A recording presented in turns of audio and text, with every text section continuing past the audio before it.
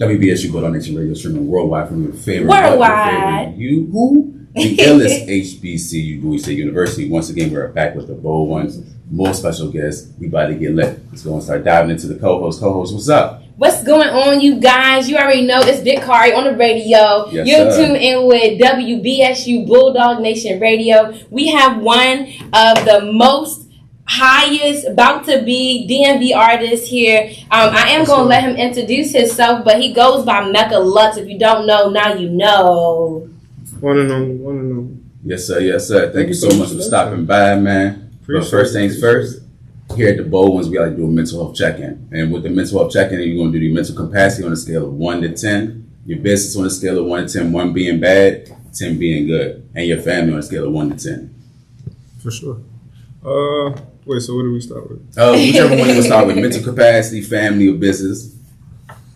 Okay. Mental capacity, I say... So what's 10? 10 is... 10 is good. 10 is 10 is good. good. I'm at like a 7. A 7. Okay. It's a pretty average type of day. You know, pretty average. It be feeling like a lot sometimes, like just during the day with like things on your plate. But then there's a new day, and then, you know, you at Bowie State Radio. So. Yes, sir. Yes, sir. We live. And how's the family? You did the family business yet? Family and business. Family is good. You know, we thank God everyone's in good health. Business booming. I don't think I'd be here if it wasn't, well, at least for just my like brand and what I'm trying to like accomplish. So I think, you know, I'm fortunate for being places like this because it gives me signs that, you know, we're in the right direction. So that's about a 9. Okay. That's Okay. I don't want to give everything a perfect score. Yeah. You know. And so what are some of the positive ways you deal with stress and anxiety? Well, one way I probably couldn't say on here, but we'll get to the next one. I'd say, you know, I try to find quiet time, and I got like real used to just chilling and quiet, and some would say meditating. I just like to just be quiet, you know what I'm saying, and have like quiet around me, and just be able to think and let everything like loosen up, you know, in my head, so I can, you know, get back to it. When are you not quiet? When am I not quiet? Yeah. In the studio? Yeah. On stage. I'm about to say in the studio, yeah, on stage. Just when I'm having like real conversations or I'm just like with genuine people, I can definitely, you know, be lively and be turned. But everybody needs quiet sometimes. Just Definitely. Yeah. Go ahead. Okay, I'm going to jump into it. So, being that you are an upcoming artist, not a lot of people may know of you or however so be it. So you are definitely putting your footprint in your local community and even without your local community. So what made you become an artist?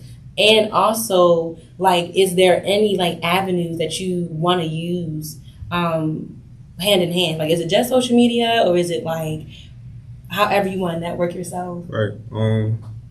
No, that was a loaded question. But the first to answer, I think I can't even pinpoint when I just told myself like, oh, I wanted to be an artist. But I just know I love music. You know what I'm saying? From being in the orchestra one time, I played the cello even though I wasn't too good at that. And then I fell in love with just hearing other instruments like while we were all like in harmony. And then I think the older I got, I kind of realized I had a voice to actually sing. And then at the same time, I was kind of cultivating just the love for like hip hop that I was hearing, being from Atlanta, and everything that was hitting me, both from the R&B and trap music to the backpack rap. I think I kind of just found my own like passion in that, and I started, you know, writing lyrics. I'd write down rhymes like out of a rap video, like in a book, trying to like memorize the verses and stuff, and then I just started, you know, practicing. So I think when I started taking things serious about like 18, 19, just in terms of I think I want to do this, you know. Was there a genre that you kind of like started in? Yeah, it was I definitely say I was on my like J. Cole, you know, want to be Jay-Z kind of like lyrical. You know, lyrical but having something to talk about. You know, like I'm creating wordplay off of like stuff that have meaning though. And then over time, you know, it'll still be like I'm speaking on just my environment, whatever's going on, but Afro kind of came about like later on. Like, I probably made about like 100 rap songs before like I ever made you know, like an Afro track. And the Afro track that everybody loves, that was actually the second Afro like song I ever recorded. Did you know that Afro was going to kind of be like The one that really, the genre? Because like if you were starting off in one area, you know what I mean? Like I feel like some artists, they be stuck in they may be stuck in their mindset like, oh, I want to be like a certain artist or whatever. So be it they get so comfortable, they might not even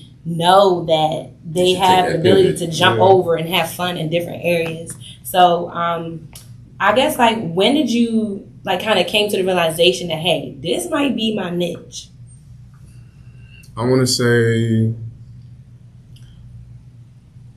well, definitely it started from a Clubhouse. If you guys are familiar with that. Clubhouse app? Yeah, wow. But before, you know, things started getting all crazy with the moan rooms and all that other stuff that was going on. The shenanigans and whatnot. Yeah, but, you know, real story, shout out to my boy Sean.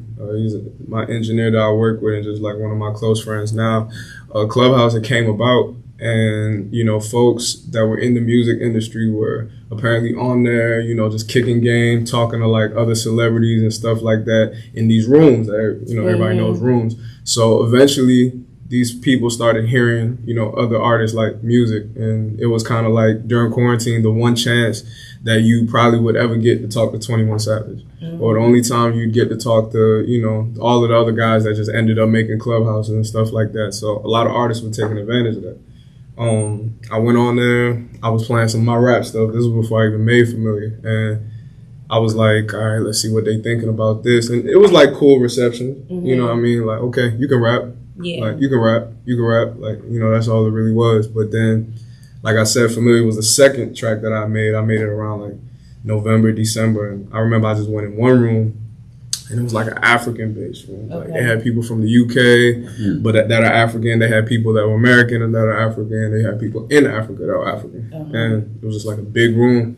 I played the record, and everybody was just like DMing me. Wow, what's that song about? Like, what's that? And I'm like, okay, that, you know, I'm a very logical person. I haven't gotten these type of receptions from like anything else. So, you know, that's kind of when I just knew. Then I started, you know, talking more and more with people on Clubhouse about like how to go about with this record. Because people were telling me like, yo, this is a hit.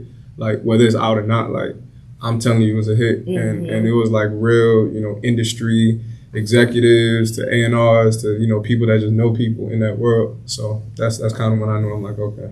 After that, I just started making more and more and more. Then look back. So that's like really cool, I think, because that's kind of like your, I'm not going to say that's like an epiphany a little bit, but it's kind of like a ding dong, like doo-doo, like duh, hello.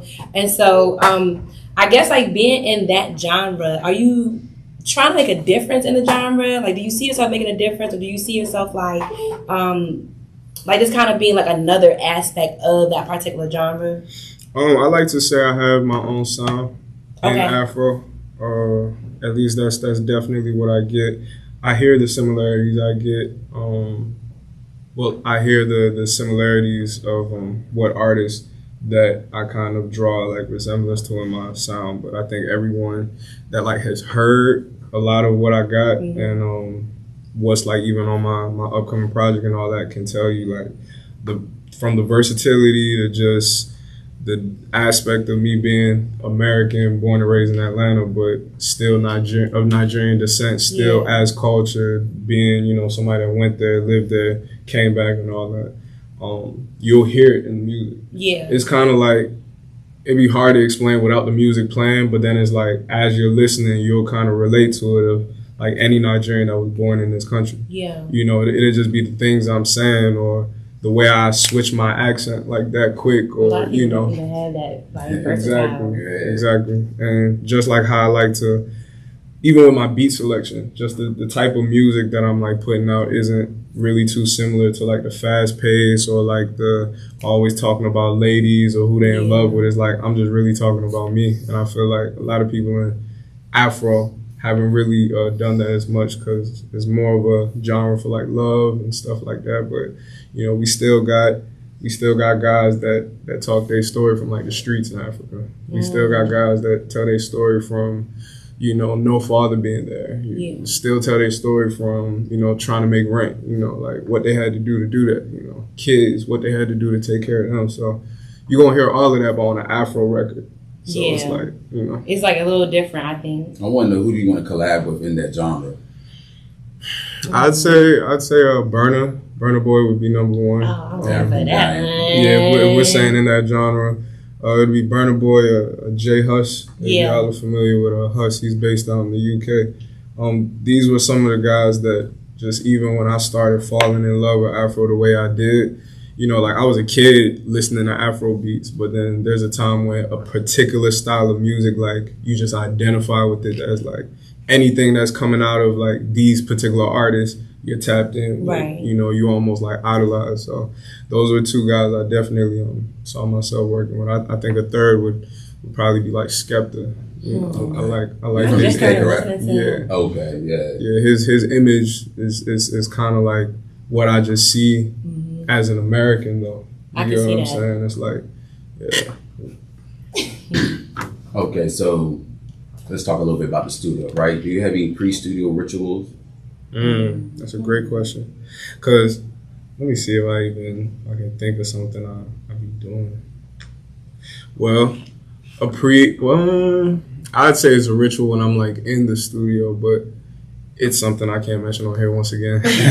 But I think it's really just like whatever mood I'm in. I like to record often and consistently, because one thing about myself is like I get like real forgetful. So I don't even think I have like a chance to really just do something before I go to the studio. It's more so just I need to be in the studio regardless. Like, I'm working on putting the setup in my crib and everything, with just having the whole room turned into that. So now I really don't have to leave the crib. You know? And so do you like to be, because some people like to just be one-on-one with the engineer, some people like to work with chaos. So which one do you like? Do you like to have friends and family around, you know, have the studio jump in, bring the vibes through and stuff like that? Or you like to just be an intimate setting with just you and your engineer, or maybe your close friends? It changed. It changed. It definitely started off, and I think when I was rapping, it started off with I had to have the guys there, because like for one, I needed like validation. Like, you know, just as a guy, you know what I'm saying, having all your men, they already know you make music. So if you know it's something that you making, they already have to approve. So it might as well be something that they're here just like having a good time, partying sometimes, you know, whatever the case is, like in the studio. But I needed that energy and also like validation. But then also, I like to entertain my friends, you know, my personal friends, and I'm an entertainer, so I like them to see the creative process and see how like my mind works sometimes, you know. But then when I transitioned into Afro, I was really one-on-one with my guy Sean for the most part. I mean, I record like in a part in Baltimore that like some folks aren't always like comfortable with coming to. Not that it's like too crazy or nothing, but people just hear a street and like to be precautious. Yeah, you know what I'm saying? But you know, once in a while I have folks like listen through. But I think when I dove into Afro, I kind of just embodied that sound so much that it's like I didn't need the validation no more. You know what I'm saying? It's like I just knew what I needed to do on a beat before I even got to the studio. And sometimes I like to be like real vulnerable on the mic, you know what I'm saying? Just like let whatever vibe come out, and whether it sound good or bad. I mean, it's always gonna sound good. Yeah. But not on a serious note though, it's like I needed to like be comfortable with myself in the studio. And then I figured out that that's when I was making like more records, because I wasn't too busy entertaining or making sure the Boa Shayo is there for everybody. Like I was just there to execute like a song multiple times. Okay, and how many songs have you knocked out in one period? Like the most amount of songs you knocked out in one single block, and how long was that block? I feel like I take too long on songs. If I'm being real, he can probably attest to it, because I be putting too much like thought and too much like intention into songs, where it's like, all right, nah, I need to That's redo the how I biggest just said this one. one note because they Yeah. gonna feel me different if I say this note this way, you know. And then like sometimes I finish recording something and then come back to Sean and be like, I don't like this hook and I don't like this, so let's change this and change this, you know. And then I done sent the guys that first song. By the next time they even like come to the studio, they done heard a different version of the song because it's like I wasn't happy with it. But I'd say to give it a number, it'll probably be back when I was like making like rap records. Actually, no, it was one time I made like 8 songs in a night. Like 8, like full, like, cause I did some reference tracks. Like I be writing for some artists sometimes. I did like 3 and then like 5 of my own, cause I was just in there for like the night. So, you know, but I definitely want to work on my speed and like making more records for sure. How do you balance all of that with like your personal life, I would say? Music is my personal life. Yeah.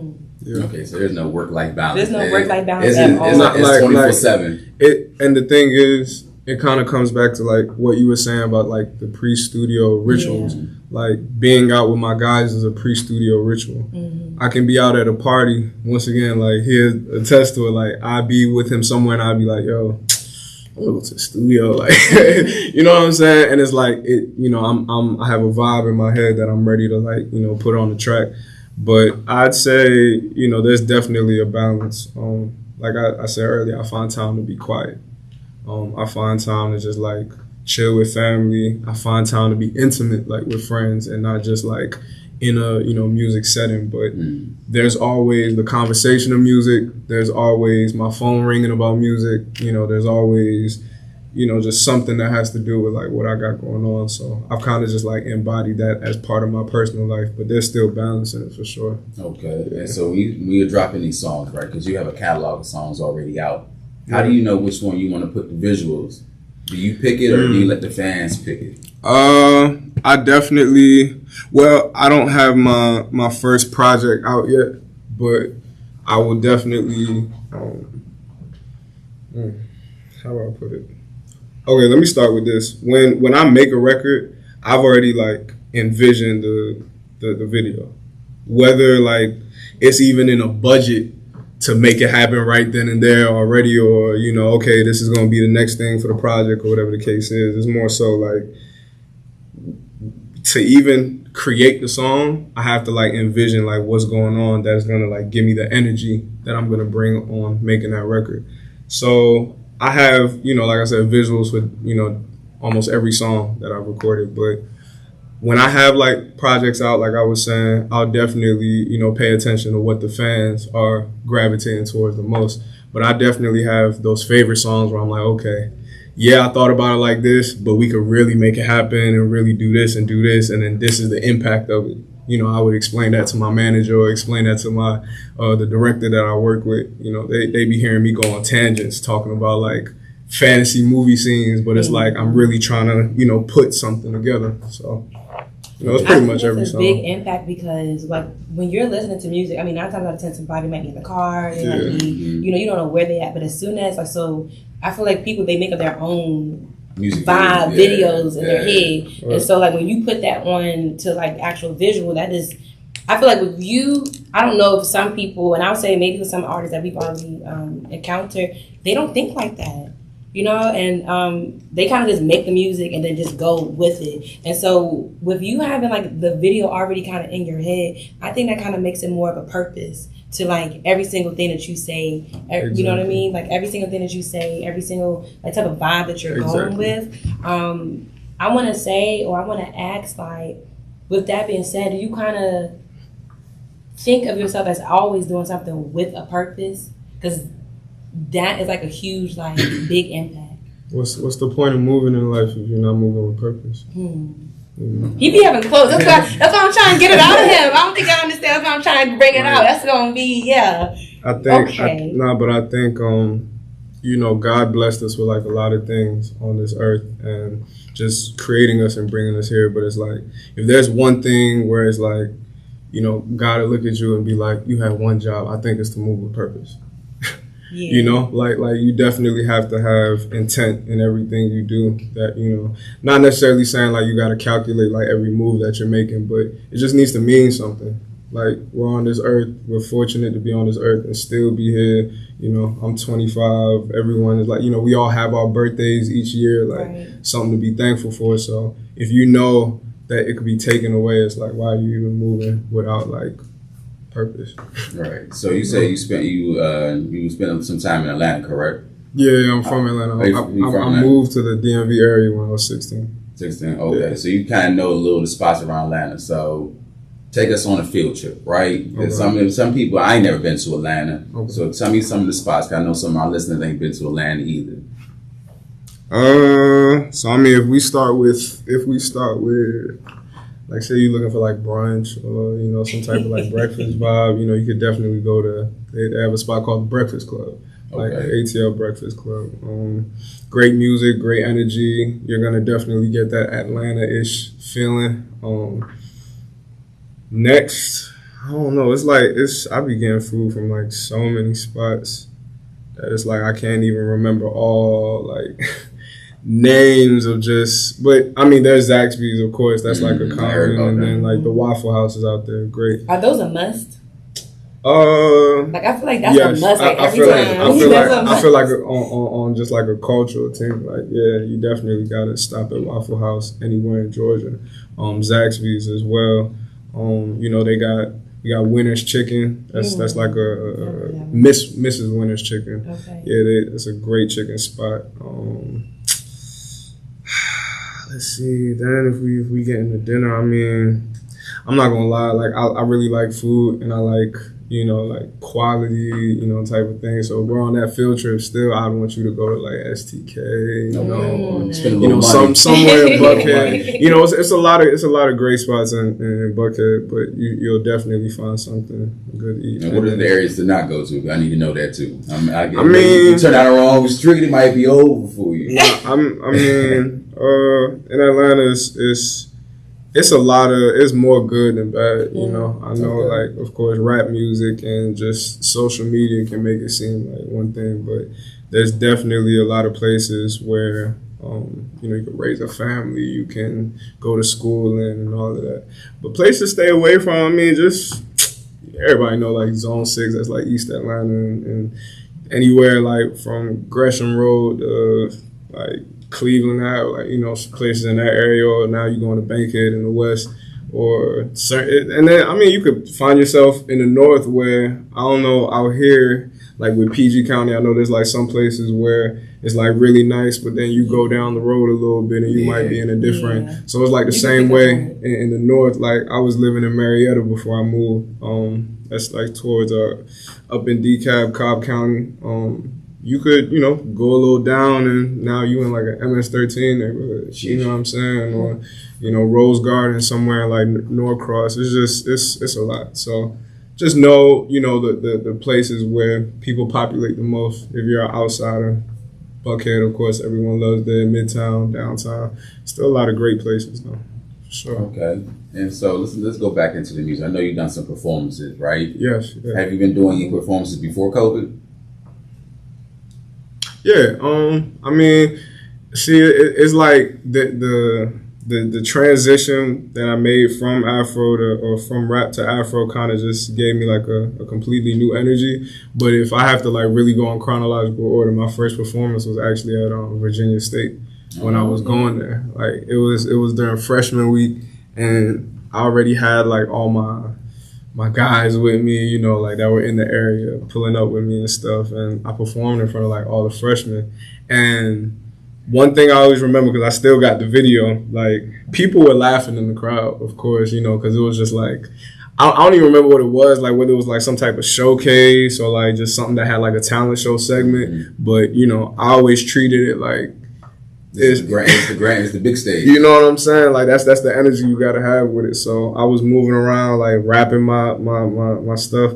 I think I freestyled Way Up, like Way Up, I Feel Blessed. That song, I had like a little freestyle to it.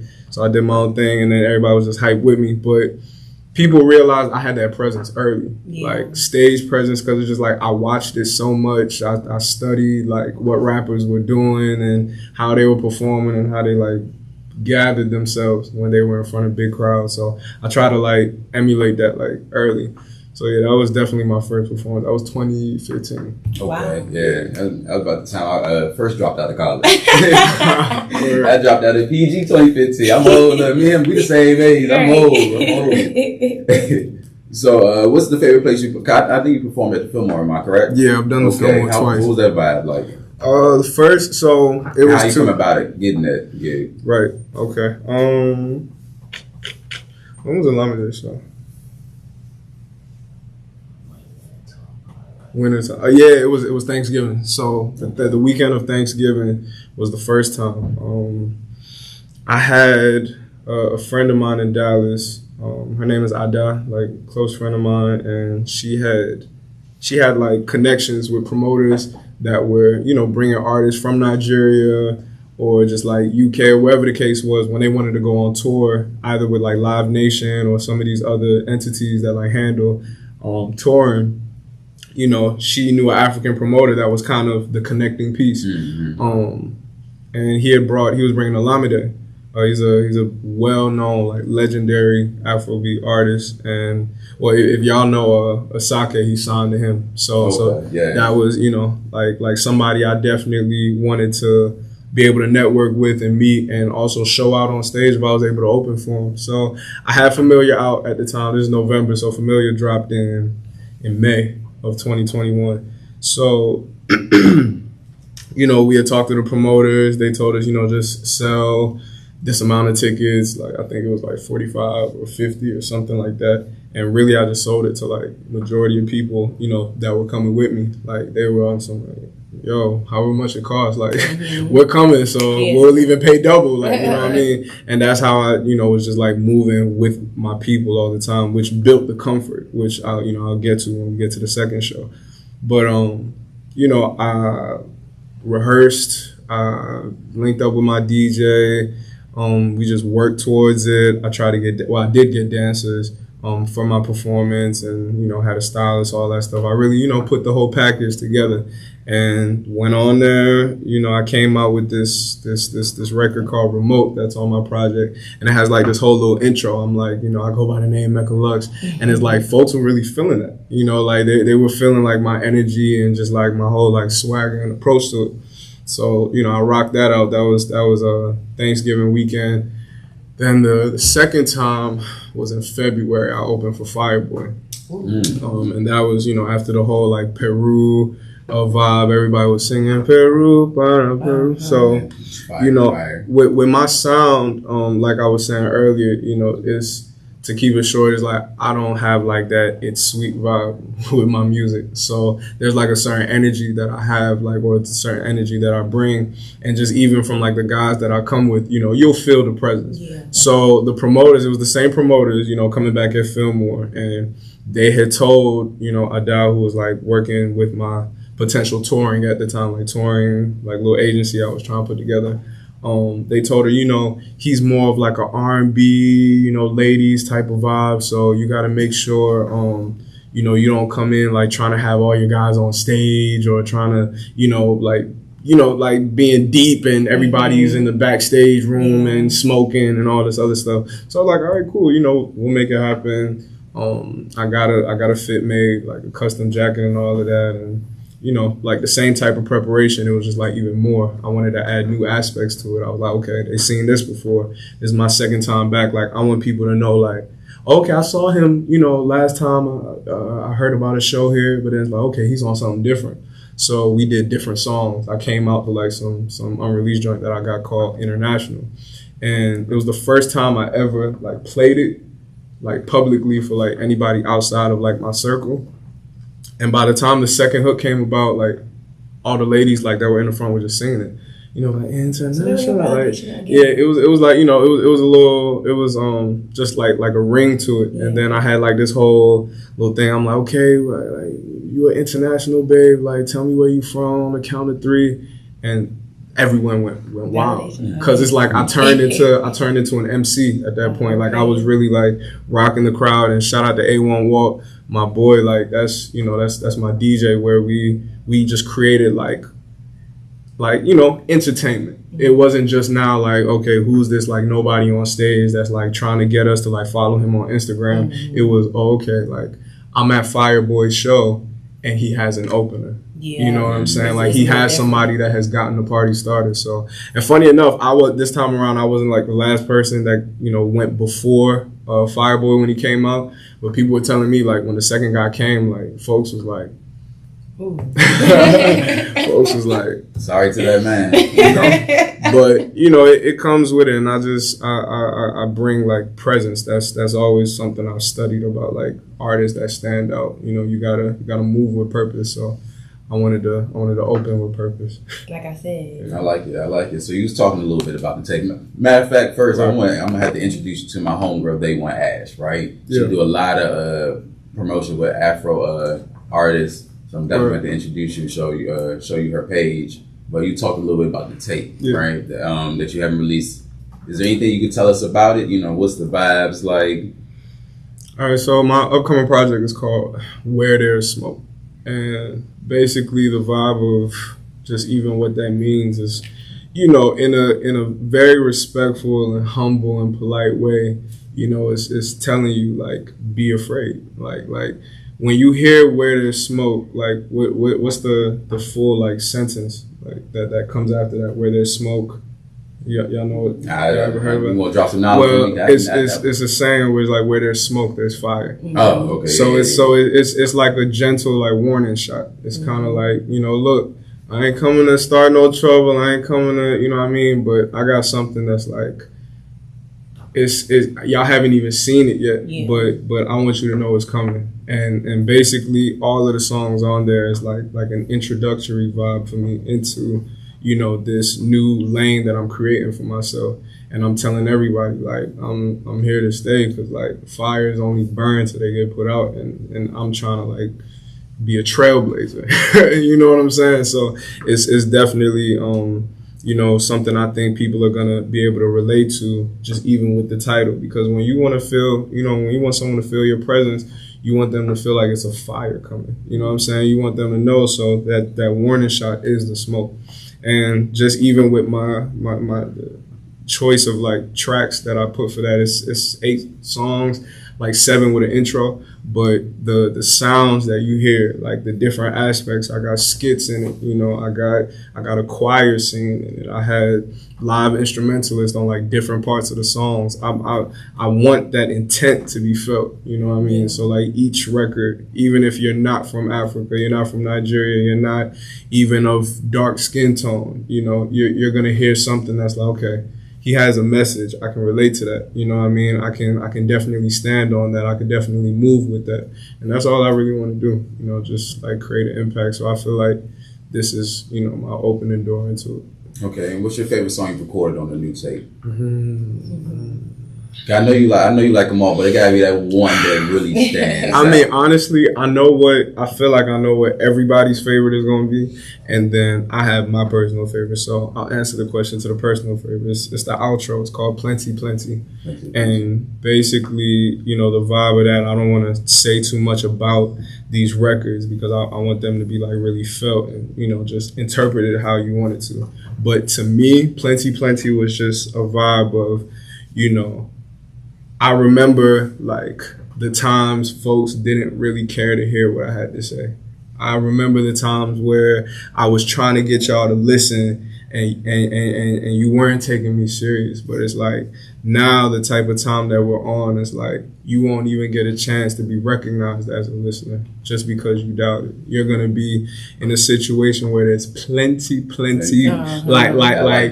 there's too much going on for you to even like be on my level now. And that's like a message to like certain people. Of course, not everyone, but like I said, something to relate to.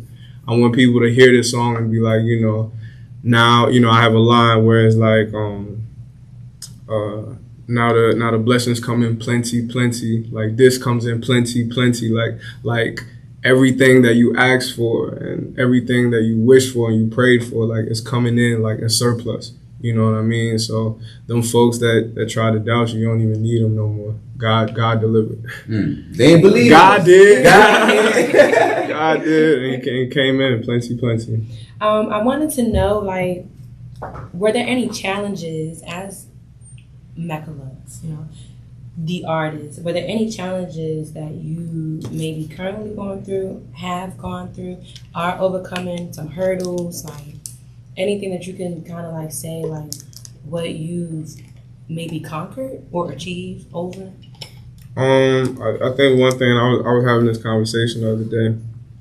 One thing I feel like I've really achieved in my social life is just the spirit, cultivating the spirit of discernment and discernment. Being able to.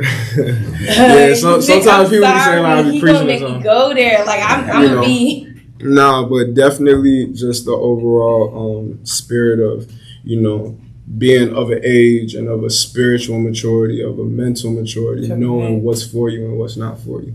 You know what I'm saying? Like you can fall in the wrong crowd, but it's like, how many times are you going to do that before you realize it's time to change your circle, or it's time to to adjust this or tweak this, or look at yourself in the mirror and be like, that's not something you should be on. This is what you should be on. Right. This is what people that are on this type of level are doing, and how do you get there? By making sure you're around the right people, making sure you're moving with the right kind of business and stuff like that. So I definitely have just been able to like weed out people that are in my life just as like figures, and then there's people that are actually in my life like that I benefit off of, they benefit off of me. Like we grow and we learn and we teach each other and make money together, of course. But like those kind of people are what you always want to have around. Genuine people, genuine love, genuine energy. Correct. So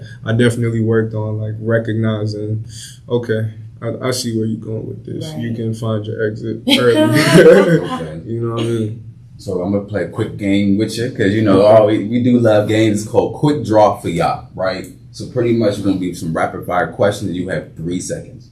3 seconds to answer, right? Okay. Boom, boom. Wait. So it's just like a trivia thing, or Nah. It's like I'm asking, like favorite food, and you got 3 seconds to answer. Okay, cool. Something like that. I ain't gonna make it too hard for you. No problem. So first thing is 3 things you can't live without. 3 things I can't live without. I can't live without the Bible. I can't live without my mom, and I can't live without white rice and tomato stew. It's a Nigerian a dish. But honestly, it's like a lot of things. You said 3 seconds, so that's the first thing that came to mind. Okay, favorite Nigerian food then? Oh dang, I just said it. But definitely it's a dish called like tomato stew or red stew with white rice. So it's kind of like a sauce, and then you can use like different types of meats and stuff like that. It's one of my favorite things to cook, so it definitely became my favorite Nigerian food. I'm gonna have to try it. Yeah. All-time favorite movie? All-time favorite movie, Coming to America. Coming to America. Ironically. But Eddie Murphy, man. Okay, yeah. And most prized possession? Most prized possession? Most prized possession. Mm-hmm. 1, 2, 3. Dang, okay. I missed that one. Now go ahead and answer. All right, cool. My most prized possession, if I really got to be like deep, it's probably my loyalty. Cause like I respect how much I take serious like being like loyal to the people around me.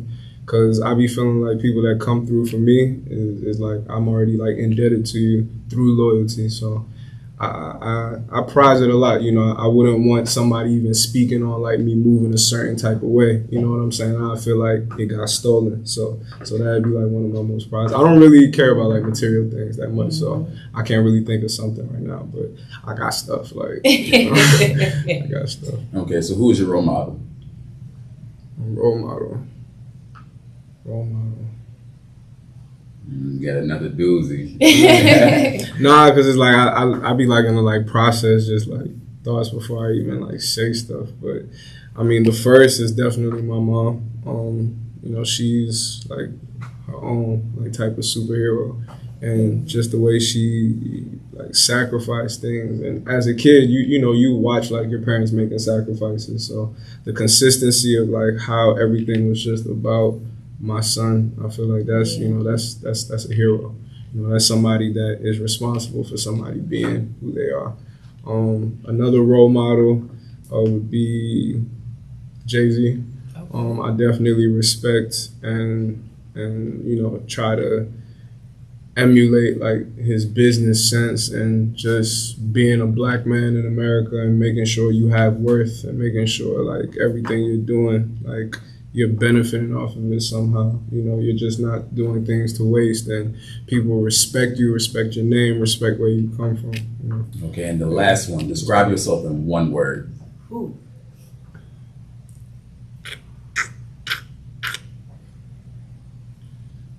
I got the heavy hitters. I know, that's why I'm like thinking. I don't know, like I'm weird. Like, like I got my own like just bubble in my head, and it's you know, all of these thoughts that run through, and sometimes I be feeling like I'm crazy, sometimes I be feeling like everyone else is crazy. Yeah. But you know, I think I still feel blessed for the mind that God gave me, and Yeah. I feel like I'm gonna make myself a lot of money. I'm gonna make the people around me a lot of money. I think I'm gonna make an impact. I'm gonna make a difference. You know, so it's cool to be weird. You know, everybody's weird just in their own way. You know, some people like to act cool and act like, you know, they don't got no like chinks or nothing. But I just have what makes me like me. So I'd say weird. Yeah, I like the way God.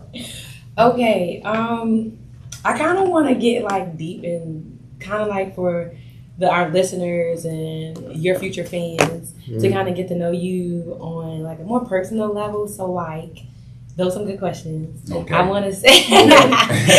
First we're gonna do ladies. Do you have a girlfriend? Why you gotta jump to it? You knew I was gonna go there. Yeah, I thought we was up here with it. No, I don't have a girlfriend. Ladies, but, we are single. You know, I wouldn't say I'm looking right now. I'm kind of focused. I already know. Focused on the work, you know, and I have people. Well, not even people. I have a person I care for. You know what I'm saying? But I'm definitely just out here focusing on me right now. Okay, well, yeah. I try to take your question. Go ahead. No, it's fine. It's fine. I'm actually thinking of another like. I don't know. What separates you as an artist from the rest of the artists? I can keep them covered. I will keep them covered. I mean, you know, it'll definitely be like just subjective of like, you know, me being biased to myself. But I feel like talk that talk. I feel like really okay. I can't say every artist in the DMV, but I feel like just as an outsider in terms of just like where your home grounds and knowing that I got this thing started in the DMV area, I definitely feel like my work ethic is different. You know, it definitely just the seriousness that I put into this. One thing that really be throwing me off about like artists out here is like, you know, they want to put ribbons on, you know, just like work that isn't even done. You know what I'm saying? Like they want to, and then they'll buy like, let me not get into all that. But, you know, it's just like they work more on the image. Yes. They work more on the image and making it look. They yeah, you definitely do. But, you know, they make it look like it's already there, when people still got to see the journey and you actually putting quality into what you're doing and working it up there. Like, at the end of the day, like, somebody gonna see your Instagram and see 20K followers and like, okay, it looks good, but like, what playlist are you in? Right. You know what I'm saying? Like, what radio is playing your song? And I'm not even saying that, you know, and I'm fortunate to have like Familiar been spun on the radio, but that was just 93.9. Yeah, shout out 93.9, shout out Lil Bacon Bear, but it wasn't even like about that. That was a blessing from God. You know what I'm saying?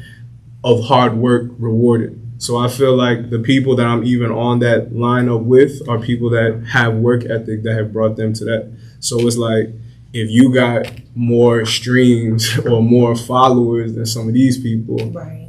what's going on? Yeah. You know? So like I said, I think people out here like to put ribbons on like bad work. Okay, and before we start going to, you know, where people can find your music, your socials and everything, is there anything else that you would be doing, that you would want to do outside of just music? Do you want to act? Do you want to maybe, you know, Be a traveler? Be a traveler, you know, influencer along with the rap, and you want to be a senator, you know, run for president or something? Yeah, I mean, it's a Kanye. It's a couple things. It's a couple things I definitely.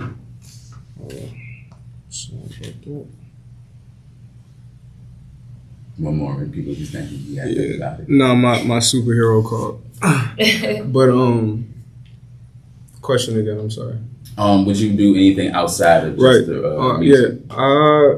The closest like relation to music, there's something in the past like year or two that I've seen is like definitely a goal of mine. I wanted to start directing. Okay. Both like, well, I want to start with music videos and then eventually like move into cinema, because I just, like I said, I be having like these colorful like ideas and stuff that I would definitely want to like implement on other artists and actors and like, you know, stuff as well.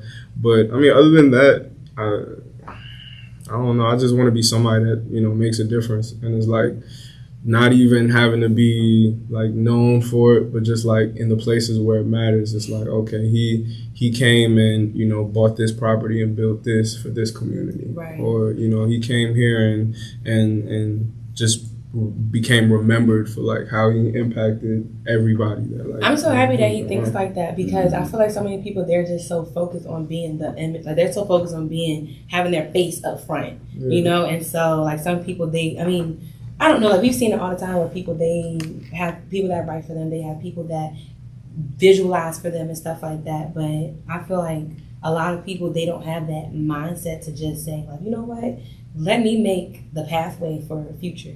You know, and so that's really nice to have a thought for. Okay, and where can the people find your music? What people that's outside walking in, I know they want to know where can you listen to it? What's your IG, your Twitter?